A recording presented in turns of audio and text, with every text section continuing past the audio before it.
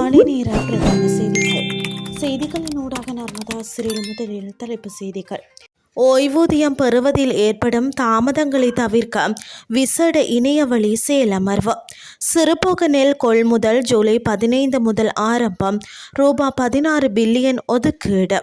பற்றி எரியும் ஈரான் நிலைமை இன்னும் மோசமாக ட்ரம்பின் நேரடி எச்சரிக்கை. இனி விரிவான செய்திகள். ஓய்வு பெறும் அரசு அதிகாரிகளுக்கு ஓய்வூதியம் வழங்குவதில் ஏற்படும் தாமதங்களை குறைக்கும் நோக்கில் ஓய்வூதிய திணைக்களத்தினால் விசேட இணையவழி விழிப்புணர்வு செயலமர்வு தொடர் இன்று முதல் முன்னெடுக்கப்படவுள்ளது. அடுத்த 6 மாதங்களுக்குள் ஓய்வு பெற திட்டமிடப்பட்டுள்ள அதிகாரிகளுக்காக இந்த திட்டம் வடிவமைக்கப்பட்டுள்ளது.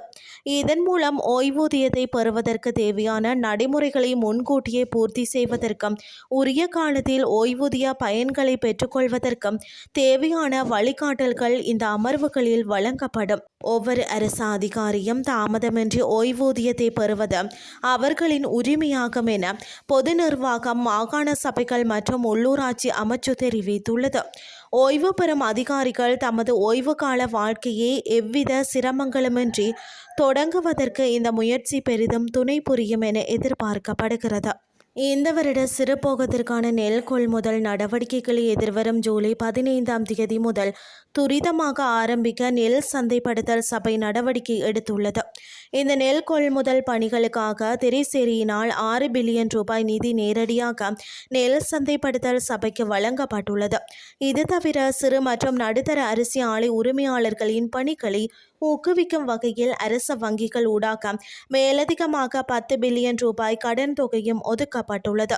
நெல் சந்தைப்படுத்தல் சபை ஊடாக முன்னெடுக்கப்படும் இந்த நெல் கொள்முதல் திட்டத்தை முறையாக நடைமுறைப்படுத்துவதற்காக மாவட்ட செயலாளர்களின் முழுமையான ஒத்துழைப்பை பெற்றுக்கொள்ள நடவடிக்கை எடுக்கப்பட்டுள்ளதாக ஜனாதிபதி ஊடகப் பிரிவு தெரிவித்துள்ளது.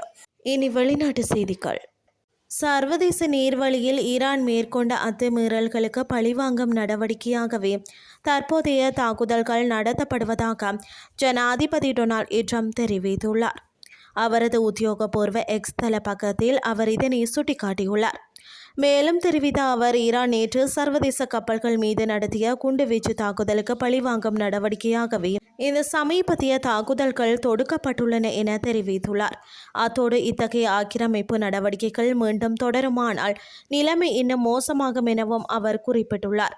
தனது எச்சரிக்கை பதிவோடு மட்டுமின்றி அமெரிக்க படைகள் நடத்திய தாக்குதல்களின் பின்னரான தற்போதைய நிலவரங்கள் மற்றும் சேத விபரங்களை விளக்கும் வகையான பிரத்யேக புகைப்படங்கள் மற்றும் காணொளிகளையும் அவரது தனது பக்கத்தில் பகிர்ந்துள்ளார்.